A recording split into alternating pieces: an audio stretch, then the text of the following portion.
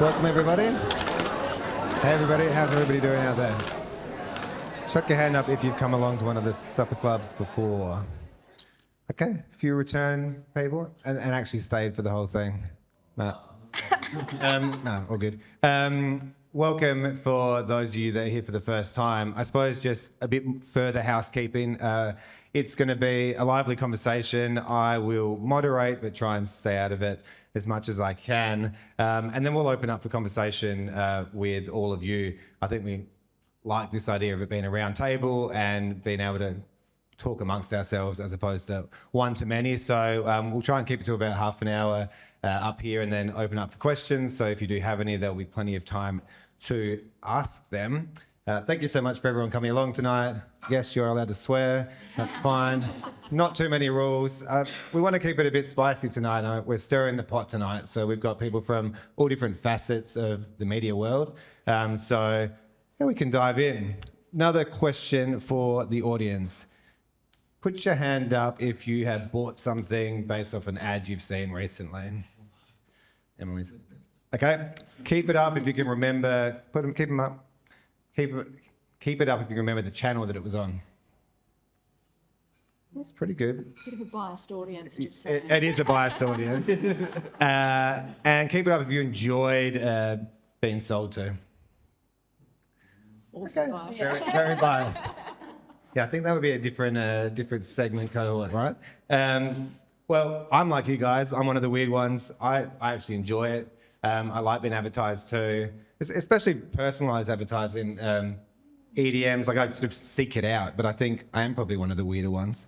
Look around the room. We're probably a lot of us working in the industry, so that's where the distortion is there. Super Bowl was a week ago. I don't know, not many of us probably actually wanted to watch the Super Bowl, but a lot of us would have tuned in for the advertising.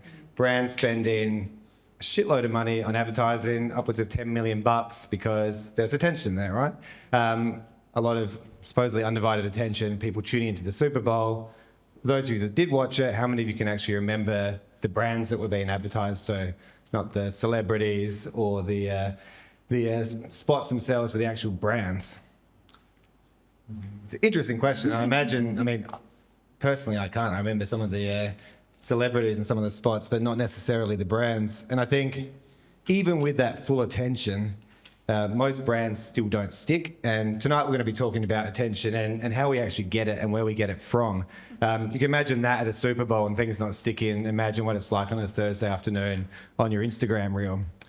The research says, and we have one of the world's leading researchers here tonight, and I'm not going to be out spitting out research facts apart from this one, but 85% of digital ads get less than 2.5 seconds of active attention, and most brands don't land their brand in the first 2 seconds, which means a huge chunk of what we're spending is effectively unbranded advertising, and that unbranded attention is probably a gift to your competitors out there who hold more share of the category, whatever that might be. We don't actually even need that 2.5 seconds though. Done well, we can encode a memory in less than that. And I'm interested to dive into some of that thinking tonight of how we can actually garner people's attention, grab people's attention. We've got people here from all different sides of media. No pitches tonight, no media sales, please. Let's keep things short. This is called Stirring the Pot, so we don't necessarily have to be polite, but try and keep it friendly between us all. Quick fire as I jump in to sort of introduce each of you. I'll start with Nicole. Yeah, hi. TV is where you're at currently, but you've worked across a number of different... Yes, I've been around for a little bit too long, I think. But yeah, I started off in TV world and regional TV. We were still receiving bookings as faxes then. Can you believe? Some bookings. But yeah, we were coding actual TV spots into the system. This is making me sound incredibly old. But yeah, that was where I started. I moved up into Metro TV as an account manager. And then I went agency side, brand side, came back to media, working in radio, and then I've been at Foxtel ever since for the past 4 years, which has evolved significantly over that time. So, yeah. Coming back full circle from starting in TV, being back in TV. Yeah. People have been saying TV is going to be dead in 18 months for a long time now. Is it going to be dead? Okay, well, I want to ask you a question, the panel and the room. What have you guys been watching lately? Anyone? YouTube. Oh, God. Everybody's been watching maths. Come on. Yeah, that is totally. So, I mean, it would be a lie to say that you haven't been glued to the Ashes on Foxtel or KO over summer. I think the AO has been a huge moment this year. Stranger Things to call out. They had, I know. That last thing. Globally, I think it was 60 million people tuned in the first 5 days on Netflix. And then Maths, which I am shamefully, well, yeah, no shade on Channel 9, watching. My friend's on this season, so yeah, I'm invested. But they, yeah, literally. But yeah, they are delivering TV reach numbers just shy of 3 million. So yeah, TV is definitely not dead or dying. It's just different. So I think from a media landscape perspective, we don't refer to it as TV anymore. It's screens. That's purely based on consumption. No longer are we all like huddling around the family TV, tuning into whatever's on the box for free to air. We're streaming content on demand and often with another screen in our hand. So that's something interesting which we can tap into around attention. But yeah, it's made it incredibly complex for marketers. There's reach. Yeah, there's absolutely still audiences and reach, but the fragmentation of the market's just made that harder to get there. So, yeah. Beautiful. Thank you. Dom's from JC Deco. Outdoor. Outdoor can't be skipped or muted. Hopefully we're not looking at our phones while we're driving. Pay attention. Exactly. So why does it still have to beg for budget sometimes? I think it's one of those things that, yeah, outdoor, you can't skip it. If you're stuck in your car driving, you're going to see a billboard. But I think the biggest challenge with out of home is I think people don't recognise that. I think they see it in their everyday lives and they don't probably realise the impact that it's having on them as they're driving. We're stuck in such a scroll state that when you're sitting there, if you're scrolling on TikTok, you might be scrolling quite quickly, but you're trying to get through those sponsored ads. With out of home, you've got no choice. You can't opt out of it. It's, especially if you're driving, you're stuck behind a bus, you've seen the ad. I think the thing with out of home is that it's kind of building that, as you said, mental availability for those other ads that are in your sphere, wherever it may be. Beautiful. Thank you. Oliver, nice to meet you as well, mate. G'day. How are you? Yeah, gone pretty all right. How are you? Nice. Tell us a little bit about HWR and then I'll throw a question at you. Yeah, I actually forgot about this part, but I used to work at East End Marketing as an account executive about Oh, nice. fucking 15 years ago or something. And then I worked for Rip It Up, old music magazine over here back in the day. They closed down their print, went to Melbourne, worked for the music, travel publication, Nat Geo Traveller, and then News Corp for a couple of years where I looked after the entertainment category, which was essentially like anything that sold tickets nationally that had a nice little budget behind them. And then a little thing called COVID happened, which didn't end well for the entertainment industry specifically. I was made redundant. My house was coming up for end of lease. And then I also broke up with my girlfriend at the time. So we're back to Adelaide. That was a joke, actually. Like, it's true, but it was meant to be funny. And so then came back to our family publishing company, HWR Media, where we do a lot in the tourism and travel space. We've launched I've got Props because it's the joy of print media. The Note, which is a monthly music magazine. My props are out of order. SA Style, Monty, which targets sort of like the brother version of SA Style. And Teen Spirit, which goes directly into schools around Australia to encourage next generation to love live music. So maybe you've already answered my question, but 2026 in the world of screens in which we live, what role do these pieces of paper on the floor play? I am glad that you said print because I think there is needs to be a delineation between magazines and newspapers, where, according to Roy Morgan, 65% of Australians still read magazines, which is more than active users you can target on Instagram. And people don't choose to not advertise on Instagram because there's that 30% of Australians, 35%, that they're not actually reaching. It's about reaching the right audience with the right message, which is what we do through print.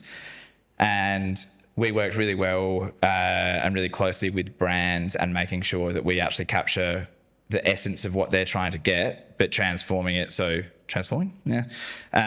It speaks directly to the target audience who read our publications. Beautiful. Thank you. COVID was a bitch for most of us. Yeah. Bad things happen. But good upside though as well, Yeah, right? yeah. It's swings and roundabouts. Exactly. Alex, so you wear multiple hats, but I'm interested now, I suppose, with your, in the world of influencer marketing, which you are involved. Influencers, can they earn real trust, or is it just paid friendship that everyone kind of sees through? I think there's room definitely for real trust for influencers. You see it every day with like parasocial relationships that people have with celebrities or influencers like Brooke Upton and stuff like that. People genuinely really love them. And what it is that they love about those people is they are vulnerable. And so that's where the trust comes in. Where it falls apart is where the authenticity doesn't speak through. So vulnerability isn't there. You can tell. We all have bullshit detectors. We know when it's like, you can tell when it's a paid partnership. And then you can tell when it's a paid partnership, but there's genuine like interest and trust with the brand there. So yeah, I think it's double-edged sword, but we all have bullshit detectors, so we know. I'm keen to dive back into that later because it's a really interesting space, I think, and how brands can build off the back of influence too. Karen, welcome. Thank you. Nice to be here. Don't have 5,000 people here tonight. I feel very nervous. You've measured all of these channels. Who should be worried? I'm a professional bullshit caller out of We specialise in biometric data collection across multiple countries. So we film people using all of the formats that you just spoke about and then translate that into data that we use for modelling, for brands, for agencies, etc. So we've been in business 10 years. So my background, I was a professor in the space for 10 years. And prior to that, I was a News Corp girl way before you. But I was head of sales, so I was a media girl from day one. What was the question? Who should be worried Who should be worried? out of the formats here? There is no way I'm calling that out. Who should be worried the most is anyone that's buying ads, really, because it's a bit of a shit show. I said shit first. I said fuck it a little bit. Did you say? Oh my God, I'm going to Someone can keep tally. Let's level that up. Agencies and brands that are spending money are the ones that should be worried, not those that are the publishers, because all publishers have a role to play, regardless of how their algorithm works. I mean, you talked about TikTok before, and I think I was reading something that we'd presented yesterday or the other day, and I think you scroll faster by about 1,000% on TikTok than you do on general web, right? 1,000% faster. And, you know, you think about how fast that is. That's crazy. 1,000% faster. So TikTok, I forget the stat. I think it's 1,000 times faster on web than you do on TikTok, and you scroll friggin' fast on TikTok. So it's pretty crazy what actually you get to see through the digital experience. And so expand a little bit on why agencies and brands, why should they be worried? For what you read, which is our data, Yeah, by the way. I know. So I'm not putting other data in there. yeah, excellent choice. Because 85% of the digital ads you buy, have zero attention, zero. So we specialise in biometrics, right? So we can tell if someone's looking at an ad or not, and at a sub-second level. So, you know, if you think about the wastage that sits behind that, and the problem is it's not 85% across all platforms. Some platforms are significantly better at it than others in terms of getting people's attention, but you'd be surprised what the long tail of shit looks like. It's a huge waste of your money. So the brands and agencies should be worried. We'll loop back to that, I suppose, of what's next. Just, it was interesting, the insight you had when we were putting our hands up. Do you think, as a researcher or people in the industry, that we consume media differently? Like, are we immune to advertising, or does it still get us? Anyone can jump in. Yeah. Even my family now, they don't look at bus the same way when it drives past them. They're looking at what's on it. I think everyone here is just biased to what they're seeing. We've never have an absolute zero kind of bias towards, I did a study about that once. I'm interested to hear. So is this, are we in the media industry biased too? Correct. Absolutely. Yeah. Short answer, absolutely. I did a big piece of work for, I think it was Think TV at the time, years ago, and it was, what we think happens compared to the reality of what happens. And ultimately, that's kind of what our business does. Most people think that we pay attention because the ad's great, with respect that the influencer is hugely amazing, but the reality is we're trained to scroll fast, we're trained to skip, we're trained to exit, and there's nothing you can do about it as a brand. Sorry. No, I was just going to say, I've said I've been immune to advertising for 15 years because you see the ads and so you're like, oh, that's a shit ad, or that's a really good ad, or I wish I thought of that, or I wish they'd advertise with us. But That one for sure. yeah, it's mostly that one. And I think I said it to Oscar, who works on Monty, he's in the crowd, and I was like, immune to advertising. And then one day I walk in the office with this posture back brace, just sort of walking around, and that's, I reckon, the one time that I've been fully caught out by one of those Amazon type things. And hey, I've got bad posture, so it got me. Yeah. Did it work? Nah. I forgot to use it after 2 weeks or something. It's still sitting in the shed somewhere? I think it's sitting under my car seat. Yeah.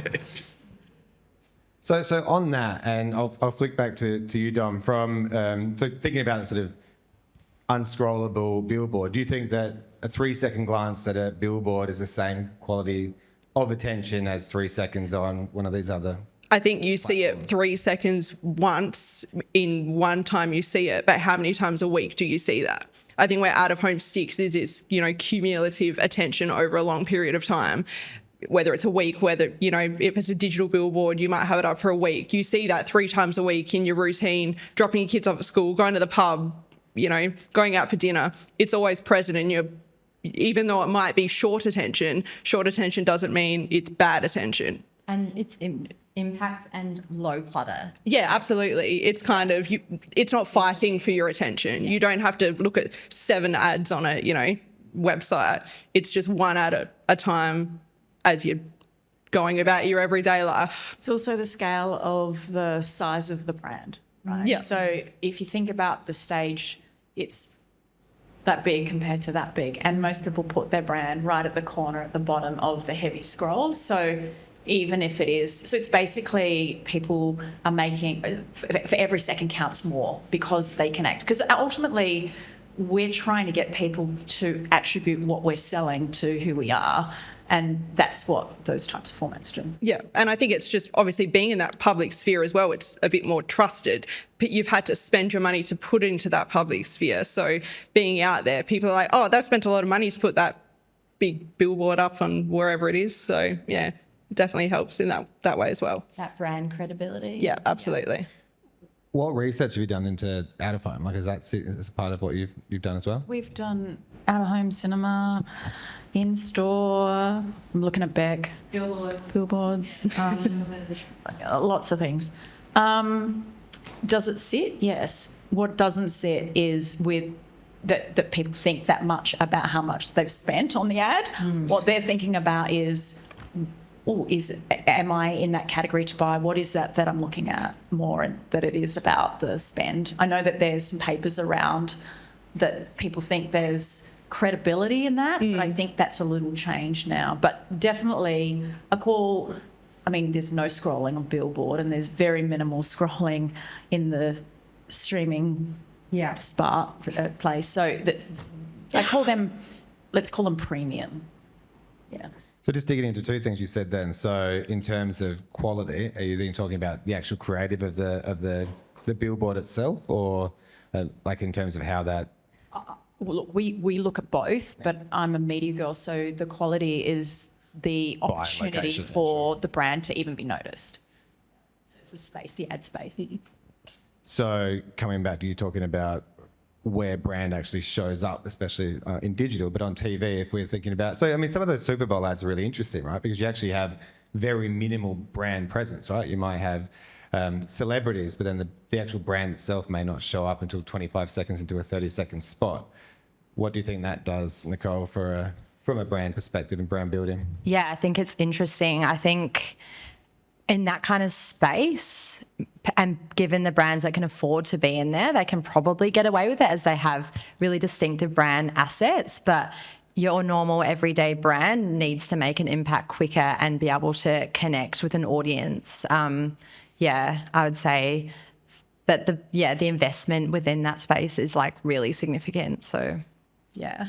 We've seen ads with Beyonce in it and no one knew who advertised. Yeah, totally. Yeah, a lot of that, right? We see a lot. So to your point, they have to hold their own. Yeah. Yeah. But they'll recall Beyonce. They do. Yeah. Sorry, with like celebrities being in the ads as a hook for the product, nostalgia of like, I think there was a like Jurassic Park reference or something like that in one of the ads on Super Bowl. Songs with lyrics slightly changed, and then also it's similar with like jumping on TikTok trends. People, I feel, remember what like the celebrity, the song it was mimicking. The Jurassic Park ad. The Jurassic Park, yeah, instead of the brand itself. And I feel as though that's such a But what that thing does that's is happening. it affords you more attention. So that's called unexpectedness. So essentially it's breaking prediction. You weren't expecting the lyrics to be different. You weren't expecting someone to jump up and down and do roundy things. So that's actually a really great trigger of attention. So at least what it does is it gives you more time to get your brand in remembered if it's present at that same time. That's the problem. I guess that's like the attention versus effectiveness sort of thing, because you can get someone's attention with something like that, but then at the very end of it, when you've got them hooked, it needs to be effective and actually linked to your brand at the end. 100%. You can't have an effective ad without attention. Yeah. You can have attention without effectiveness. Sorry, jump ahead. I like that quote. Print. Oh. I mean, so I love reading a couple of those publications there, and I think, I mean, it's interesting the stat around. Which ones don't you like? I haven't read a couple, so I don't like them yet. Print, people say audiences are leaned in, right? So you talked about being able to, I suppose, target better to the demographic of, say, Monty or the Note, sort of having an understanding of who your audience potentially is. Is that actually real, or just something that you tell when you're trying to sell ads? It's 100% real. Like using a real life example, just yesterday, Oscar, sorry to point you out again, but speaking to one of our clients who advertises in Monty, and he had 4 people walk in with the magazine like under their arm saying, want to book this, and stood's like canine, large dog behavioural specialist, which is very niche for quite a broad reaching publication. Like you'd expect that sort of cut through if you're in Dogs Weekly or something like that, which might be a new title that we're launching soon. But yeah, and there's heaps of things like that with like high-end tailors, where people actually go in with the magazine itself, which is pretty crazy in the day and age of people see something, Google it, and then actually convert later on. But yeah, who here likes music, live music? And who's got hands free? Oscar, not you. Who wants to give this a like Ordering on sales pitch. Yeah. Sorry. Oh, okay. Okay. But you flick through and like you read through it, and there'll be artists coming up that you would have never heard of before or never knew that were actually coming. You flick through that magazine, and if you're interested to go to gigs, you will find something in there where you're like, oh, cool, I'll go to that one. Like, that's a pretty great conversion. Can I add something? Because No. I feel like briefs, or back in the day more so, and it sounds like it leans into that medium more, would be from business owners, not necessarily marketing managers, that are like invest, and I still get briefs like that. That'll be like, I like KO, book it. Like, I want to be on that platform. Like, do you feel like you still do get not free kicks, but a fair few briefs from people that are personally invested in, like, I like this publication and coming to you from what you've just said? Or Definitely not. There are no free kicks in the world of yeah. It's not a bad thing though. I think it's still someone's got a personal connection and they want to be So spend from agencies in magazines is actually down 30% like over the last year, which is pretty wild. That's Australia wide. And with that, there's a fair few things. I think like the self-serve platform and also a bit of a disconnection with brand, what they're actually doing and their customers themselves, where we go to so many owner operators, marketing managers within the business who are actually speaking to their customers themselves, and they see the first-hand results of things that actually resonate with the audience. So does that answer the question? Yeah, I actually think it's a powerful thing that you can dial up, and if they're invested in that, like there's room for so many different brands and opportunities within your suite of portfolio of products. So it's not necessarily a bad thing, but it's just a different way, whereas digital and the likes of other media are just like so much on measurability that you can't necessarily have that personal influence, which I think is quite great. Thank you very much. There's I think also a big education process for people these days now who aren't actually used to buying print and magazine print, not newspaper, and the effectiveness of it, because like all the Google and Meta training things that agencies do, and like when it comes to measurability metrics, like they're at the forefront of it and maybe even leading the terminology, if I am potentially correct, when it comes to like, so we're up against it, but still working. There has to be an ethical congratulations if you're going into schools and kids or young adults are reading these things where, you know, you're pushing shit uphill really, because normally they're on their screens. So I think there's something to be said about the ethical consideration of sort of setting time back, because I remember the gig guide and we used to have our heads in it constantly.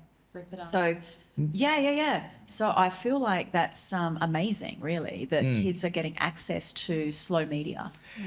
It's interesting that you say that, because we're with launching Teen Spirit nationally, like we do have the opportunity to have advertisers in there, and like we're not a large company, we can't afford to do research and development and everything like that, so relying on what's out there. And there isn't any studies about magazine readerships for audiences under the age of 18 because they don't really exist. But what does exist was a Deakin University study from last year, maybe the year before that, that says that 50% of people read at least weekly. Secondary students. 75% read regularly, and 76% or 73, doesn't matter too much, prefer printed over digital media. And the quote was like, they just need something that's made for them. And that's where Teen Spirit can come in, especially after social media bans for 14 to 16-year-old brackets.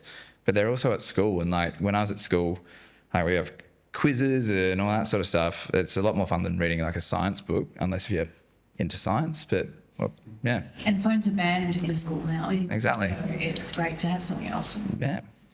We'll flip back around to measurement, because I mean it's interesting, sort of the sort of first-hand accounts of how you're measuring the effectiveness of the advertising in your magazine. I grew up reading magazines, so skate magazines, surfing magazines, and I think a lot of those magazines pioneered what was early influencer marketing and content marketing. Like, think about like a skateboarding magazine, surfing magazine. You had all of the stars, advertising shoes or advertising clothes in spots where you wanted to see the photo, and it was just, it's very targeted but very organic.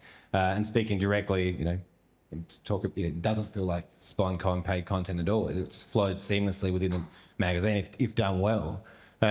which is sort of not flowed across necessarily into some of the newer styles of media. Like they haven't maybe got that right. Mostly because you're not sitting, I suppose, with that undivided attention, you know, reading one publication for an hour or whatever it might be. Commercial gain. There's no commercial gain for Meta to slow you down. They want to serve you as many millions of ads as they can. And so So think no commercial gain for a value exchange between the content and the reader or the user. So faster. And so if we think about some of the metrics which you'll use to sell to agencies like us and brands that want to advertise. So if we think about a QCPM or like what are these metrics? Does anyone want to jump in and sort of talk about the metrics, or Karen, if you want to? I was just going to quickly touch on, I feel like with streaming, it's like the one anomaly because we have these two kind of pillars we're constantly juggling in terms of our business model. So audiences are paying to view our content, so we have to make sure their experience is really, a good one. Otherwise, we're going to have high churn across our platforms. So that means we're always ensuring that our content's super premium, but also that the way we build our advertising in and our integration, our sponsorships have to also be premium because we're going to see that people won't want to watch it then. But that means that it's a really good experience, I think, for brands as well, due to the way that we kind of build that. So it's probably like that one space where we have to manage both things at one time. That was all I was going to say. No, that makes sense. I mean, I remember I was studying media at uni back in the early 2000s, and there was this dream of what digital was going to do to be able to not necessarily fragment, but actually personalize. So thinking back to kind of a publication like The Note, for example, like being able to have a channel under whoever, a 7 or a 9, that was really focused in on that audience and tailored to it, where you'd actually tune in. We'd come from these days of 5 channels and everybody sitting around the TV watching everything, which was a different way to advertise, and there probably was more attention, I would say, collectively. We've probably had more space for attention as humans then too. That there wasn't, to your point, as much fragmentation. The irony of that is my PhD was on audience segmentation, so I kind of know that, but it was more about the lack of available media. There was no choice. Yeah, so now it's much more fragmented, so we are spending less time with each. To your point, I completely agree. Yep. So streaming is a very different beast, and that's why it's growing, not dying, compared to linear, right? So you said it yourself, people want to watch. So when the content is good, then there is this value exchange. The problem you have is then, your CPMs are strong, because you've got these other formats that are just pumping it out. Yeah. So that's the I call it cost per meaningless thousand. The problem at the moment is the lack of relativity between what you should charge, because you should actually be charging more because of the quality and the effectiveness. You all should. Whereas that's not how the industry looks at it. It goes through procurement, and if you're over $8 a CPM, you're fucked. I said it. So Yeah, I totally agree. Like, I'm having conversations over a few dollars on a CPM on KO. Sport, I think, is having such a big moment at the moment. But yeah, in terms of accessibility to live sport and audiences watching that on the likes of like the free to air Channel 7, let's look at AFL, for example, you're paying such a big premium for that, but we're actually able to granularly target down into being in live play, and we're not charging accordingly for it. So last year I did this big piece of work across 12 countries called Cost of Dull Media, presented in Cannes, got a huge acclaim, just done Cost of Dull Down Under. Cannot tell you what it is, but you will be happy, and I'm releasing it in Sydney next Monday. So look for it, because Toby will want to reference it. Yeah, amazing. We keep hearing this idea that attention is the new currency, but we don't actually use attention as currency, right? So we're measuring by impressions, or we're sort of addicted to what Meta and Alphabet are selling us. Why is that, and why aren't we buying through attention? Attention will never be a currency. Attention is ultimately what you want, but the currency is reach and impressions. So the job of attention and the data that we provide is to basically call bullshit on different format, but it's not. It's a corrective signal. Theoretically, it's a signal that downweights or upweights impressions relative to the amount of attention paid. So some formats get down-weighted quite a lot and then others get up-weighted, and therefore the CPMs should be relative. One day I'll be retired by then, but yeah. What does that look like, you think, in terms of how does that process level them up? Because not all, and we were the ones that wrote this 12 years ago, not all reach is equal, because of the reality for $1 that you spend here and $1 that you spend there on one impression is not the same. In my day, in your day too, sorry, it used to be we'd measure human interaction, Yeah. and we would know that the CPM was a currency because it was how much do you pay per 1,000 people looking at shit. And now you pay CPM, but the bidding algorithms fuck that over because you basically pay whatever is bid for. But then on top of that, like I said, the value exchange in terms of how much attention you get, which lead is all about the effectiveness of the media, is completely skewed. So your question was, why is attention, should it be a currency? No. It's used to normalise in systems, in buying and planning systems, and shortly agentic systems, that as a corrective signal, basically. That's as simple as it is. So that your platform can be higher CPMs relative to the value that it gives brands. Just out of interest, going back to these last 20 years of this fragmentation, which has sort of happened before our eyes. And when was your PhD? Was that at the... So the reason why I'm in my position is because my PhD was right on the cast row. I had a couple of kids and I couldn't go back. I was head of divisions in the Tourism Commission, actually. And so I did this research PhD, and it was when Facebook was the Facebook. Yep. And so what was beautiful about it was I was able to access, I was always an analytics kind of a brain, but I was able to access some early data that showed what they were selling wasn't really the truth. So at the time, they were all about the likes. If you grow your like community, then you will be. And I took 2 years, but I then presented it, and it was during their IPO period and affected their share price. So I was right on the edge of, all of my PhD was human data, surveys, people meters, magazine counts, blah, blah, blah, to then where is the industry going to go? So I've watched it kind of choose time in view and how that has completely fucked over our industry. And could you, standing back there in 2005, 6, whenever it was, what was your lens of the future then? Like if I'd asked you then... Currency was going to crash. So I left the university and started a business. I was a tenured professor, and I left the university and started a business where we started to look at the value of viewability as a currency, which was chosen in 2015 and stuff like that. So at the time we thought that it would always just be a bit of a research business, but now it's a data provider. So we do Gen AI, data predictions and all sorts. So it's interesting having that perspective at that point, because it really was a shift. I mean, it had been coming for a few years with the internet, and sort of there was a feeling of some fragmentation, but it still wasn't there. Like when it was the Facebook still. We were lucky enough to, I think, understand what was under the delivery, under the buying ecosystem, right? Okay. The programmatic that's kind of my space.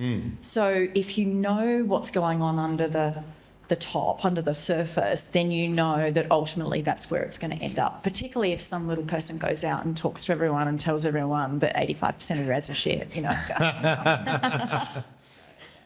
Back to influencers for a second, because I find there's two sort of lenses on the space. There's one that can feel very forced, and there's one that can be really organic and feel like, I'll use the Inspired Unemployed guys as an example. Like when they started building that, I suppose, account, right? And it was funny and it was comedy, and through COVID they had this massive rise, and now all of a sudden they've got brands, they've started brands, they've got a television show.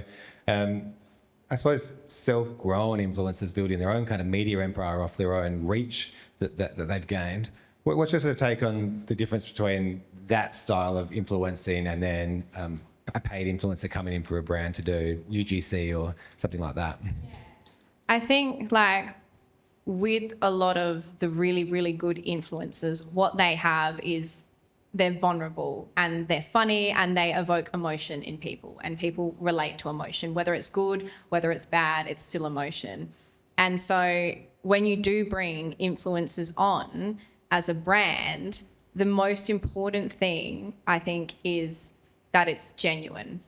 So there's a genuine connection between brand and influencer, because like you've said, we have bullshit detectors. You're not going to get a cooking influencer endorsing like a skincare brand. It just doesn't really make sense unless that skincare brand is launching a blueberry flavored like lip gloss like Hailey Bieber or something like that. So I think it's just having that genuine connection, and where brands I think often make mistakes kind of sometimes here in Adelaide is it's a lot of the same influencers going to the same events and doing the same thing, and it's over and over again. You get sick of it, but you still hear about the events because the attention and the reach is there because they generally have like an audience, but it just kind of, it's not strong. It's not a strong campaign. It's not a strong event campaign. So yeah, I think when there's vulnerability and there's genuine connection between brand and influencer and it all makes sense, that's when it's super successful. And that's why the uninspired employed, they are so successful, because it is really genuine, the stuff that they do.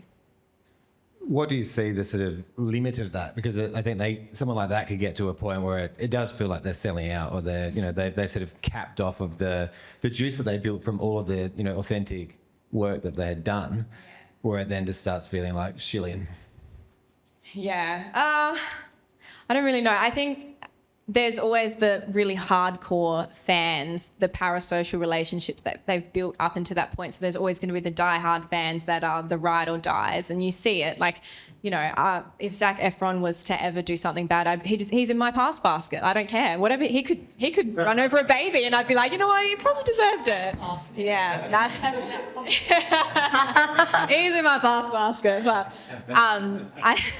there does get to a point where you do reach that sort of bucket of celebrity where they are less vulnerable because they are under a bigger spotlight, and so they're probably a bit more afraid to say things. But I do think the ones that navigate it well, and then they have PR teams to then manage all of that and navigate that type of thing, that's kind of where the ceiling is there.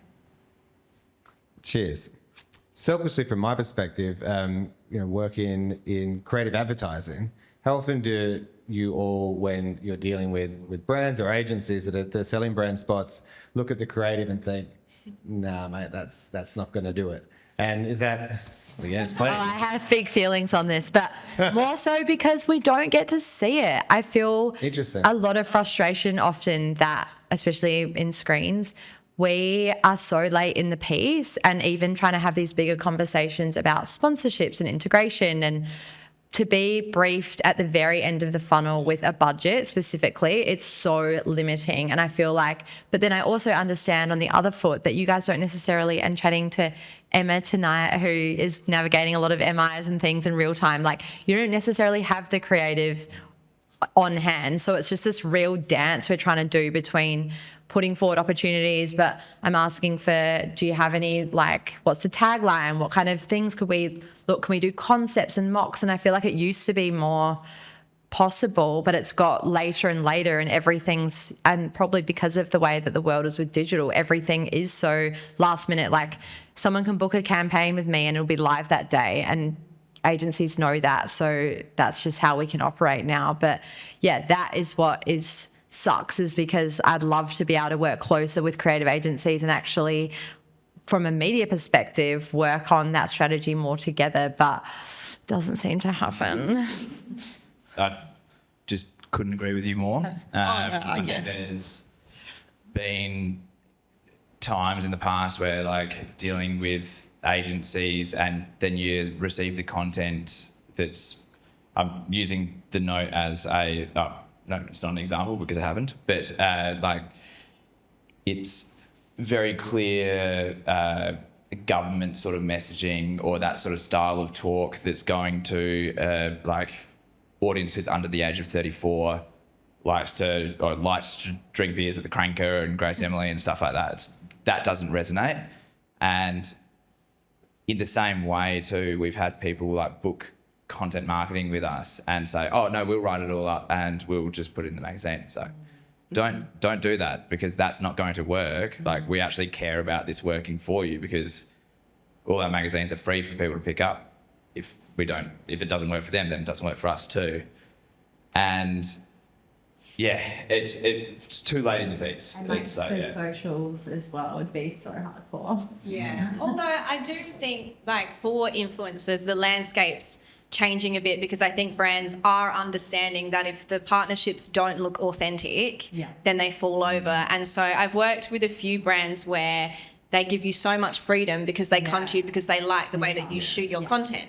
So I kind of get the good end of the deal where I can just do whatever I want in the kind of language that I want, if it's a brand that works well with me. Yeah, agree. But with like copy, I mean also, but yeah, just like. I think we see when like someone's booked a billboard, especially I think out of home, it's one of those ones when someone does it once, we look at the artwork and I can tell that's going to be a shit ad. Like, that's going to be a shit result for you. But I work in sales, not creative, so I can't say, hey, you shouldn't use this.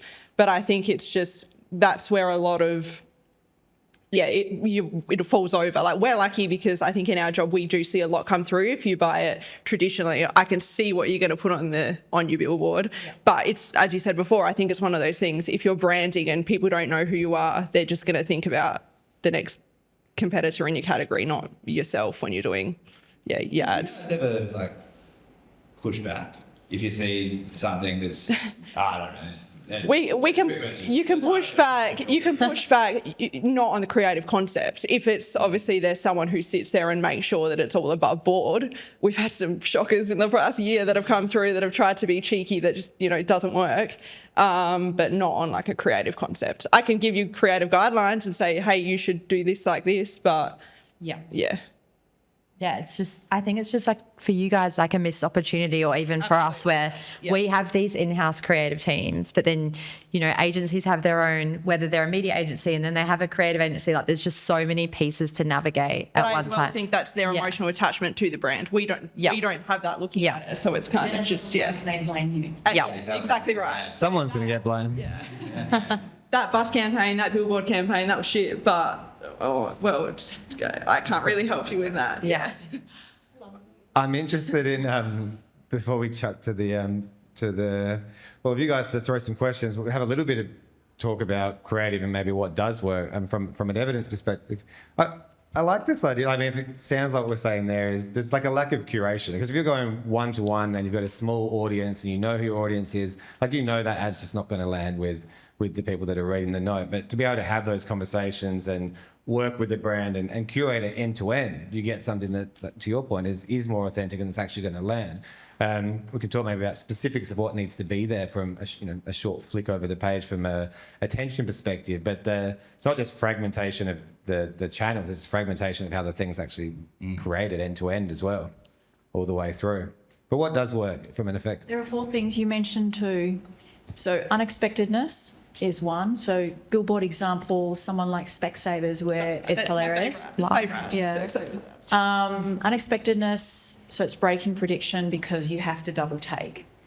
So in the world of digital, it might be that the sound is not on, or that it's blank, like a red screen, or something like that. In print, it could be a number of things.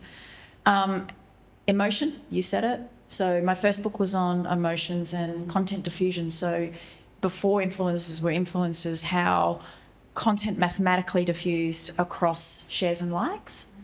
Emotion is a big one. Problem with emotion is subjective. So what I think is funny, you might not, clearly.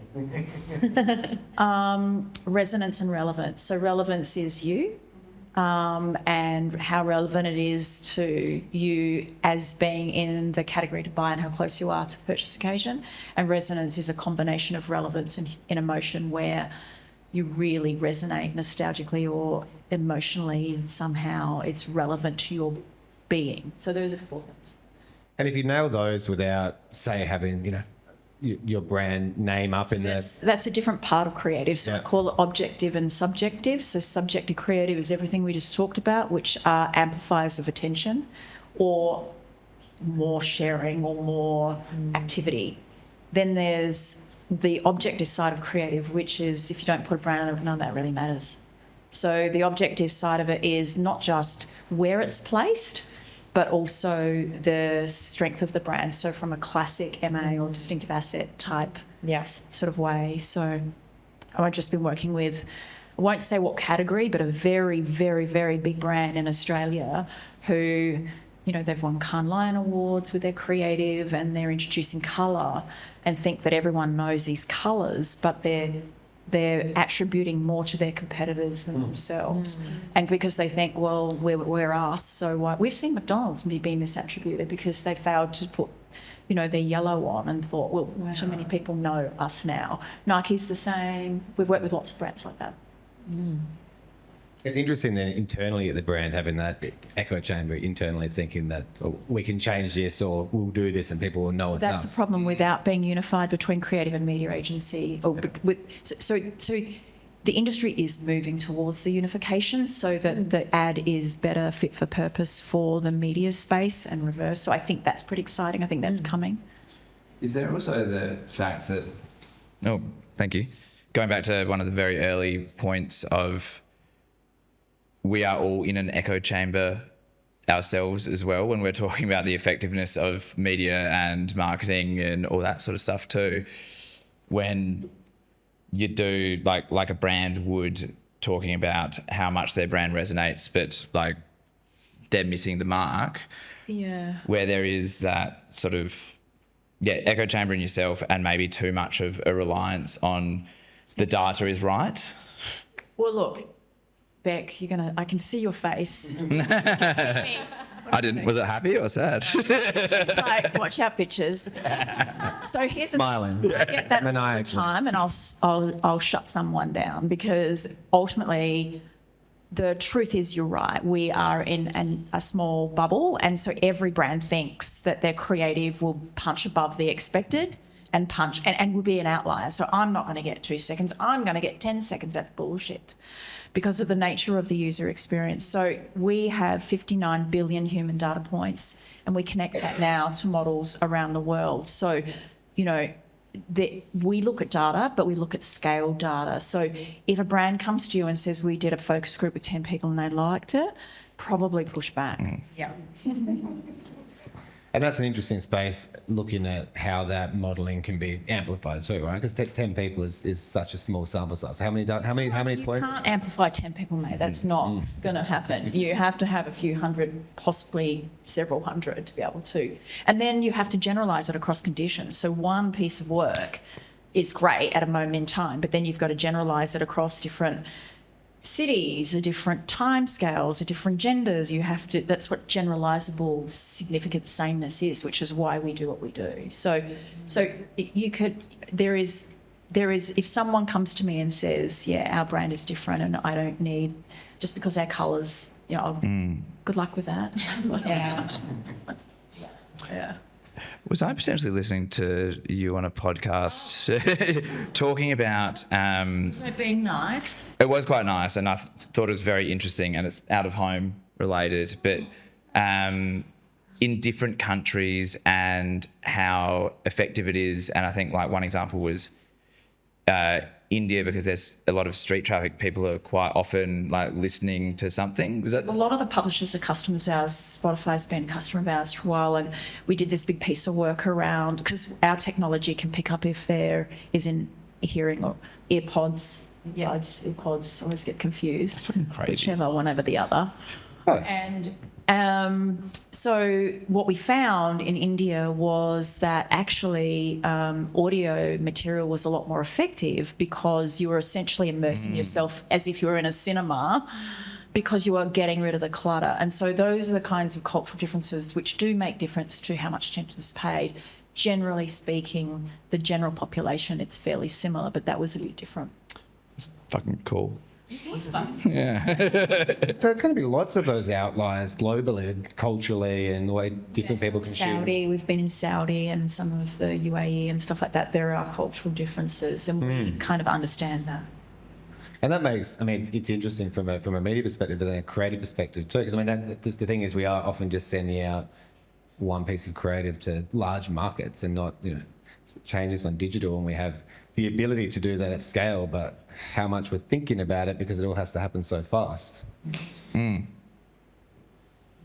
Questions out there? Anybody got any burning questions? Do we have a mic we can send around? Or I'm curious with AI generated copy and when it's being optimized for LinkedIn, you know, I'm seeing a lot of the same scripts coming up, and how's that affecting attention?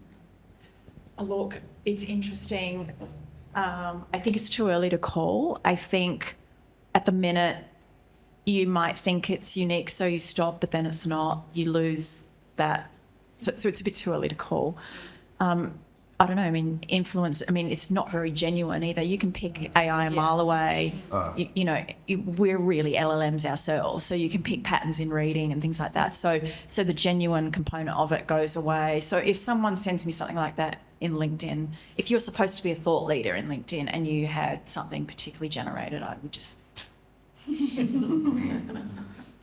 My question is for Alex, because I probably dabble in the influencer marketing space the least in all media. My question to you is, as an influencer and amongst your peers, do you find that you're more self-promoting, or you're working and your peers are working with agencies? Is it difficult to crack into agency-aligned brands? Generally, I've always worked with the in-house marketing person, direct with the brands. I think that, and it is just because it is more e-commerce, and they already established, if they're spending money on an influencer or doing those UGC content creation contracts, they generally have an in-house marketing person. So I haven't had much experience with agencies. It's more so events where they have the PR coordinators and stuff like that. They will be the ones reaching out, and usually you get a free ticket and you post a story, and that's kind of it. It's like a contra arrangement. Yeah. Thank you. I have a question about out of home, especially billboards and bus shelters, that sort of thing. Do you find that there's ever really a trend of industries that don't do well in those applications, or is it really just coming down to the creative? Honestly, I don't know. There's not anything that I could sit here. I guess from a national perspective, there's so many brands that do it. I wouldn't be able to sit here and say what works and what doesn't. But I think, there's every industry kind of does advertising out of home. I don't know if anyone else has any kind of info on it, but from our point of view, I just don't think I can't say that this will work and this won't, because I genuinely don't know. Especially with it being digital now. The pizza shop. Like if you're doing a sale as a retail store, that's 100% out of the picture. But now digital, and like out of home so different. There's an airport, there's bus shelters, like it's not all. Do you want to come working back in out of home? I think it's one of those things as well. Like huge brands can advertise in out of home, or the pizza shop down the road can advertise in out of home too. So I think you can make it work for yourself. Schools are a big spender in out of home, especially locally as well. So I think it's just, it depends on, what audience you're trying to That's everything. So we see category differences because some are boring by nature. Yeah. Like insurance. Yeah. Things that are regulated that have to be. So the trick for those types of brands are do something unexpected or emotion that you wouldn't expect them to do, and that kind of interesting. So that's not you, that's in everyone. Yeah. I have a question. So, I don't know if I'm allowed to ask questions as well, or it's just the audience, but there's a lot of people jumping on trends that work, and it's like saying that's work. What if everyone tries to do something unexpected? So then people are expecting the unexpected. That's exactly what happens. Okay. So you have to be in front of that and move with it. So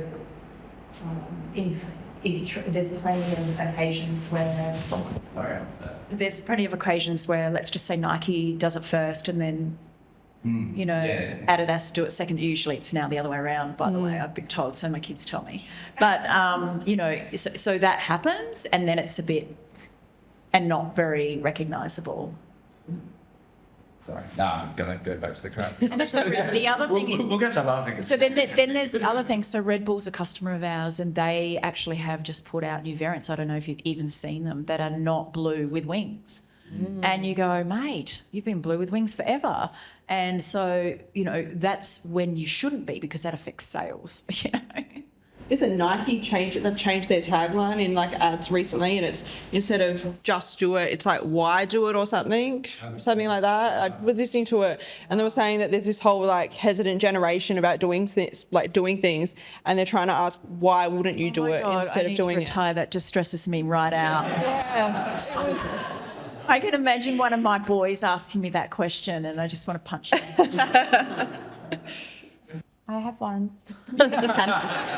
One for you, Karen. So from a Foxtel perspective, we obviously do a lot of work with you, which has been wonderful. Launching Binge, you were one of our research data partners. We use you guys a lot from a research data perspective, but how can we, bring that more into the agency world, or in terms of metrics and, something that, how can we bring attention more into something that, do you have any recommendations, or how can we bring that more into the conversation around analysis, briefing, metrics? Help me. So look, I think, so for anyone who doesn't realise, I was an original architect of a new category, and when you do that, it takes a long time. So we've kind of upended viewability, and we now have this attention economy, which is a category, and there are like 100 vendors and things like that.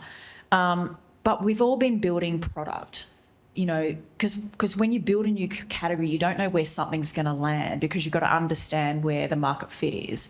So my point to you is, I don't think market fit has happened yet. But where it's going, without telling you too much, is where we've just pivoted our business towards the data being infrastructure and modelled through generative means. So my point is, when it's more accessible and agencies can do what they want with the data, rather than me telling you, here's a product, log in, blah, blah, blah. Yeah. So I think it's about to switch. And that's all because the rest of the whole advertising industry is working towards their own decision systems and agentic models and things like that. So I actually think it's about to switch. Yeah. Well, yeah, so many different media are moving away from like the typical Nielsen data, and they're doing their own measurement system. So it's like inevitable that, we make it hard for agencies. I think it's coming. Yeah. Look, we've been lucky enough. We were just saying today, it's been 10 years we've been in business, but it's only just starting to, I know the viewability guys and how they're having to pivot their businesses because viewability is dying. So it's all starting to come together, I think. Yeah. Amazing. Please. Just to jump in, pretend I'm on the panel. Yeah, so what's also interesting about that is, so what agencies have now accepted is that media is actually setting the range of attention.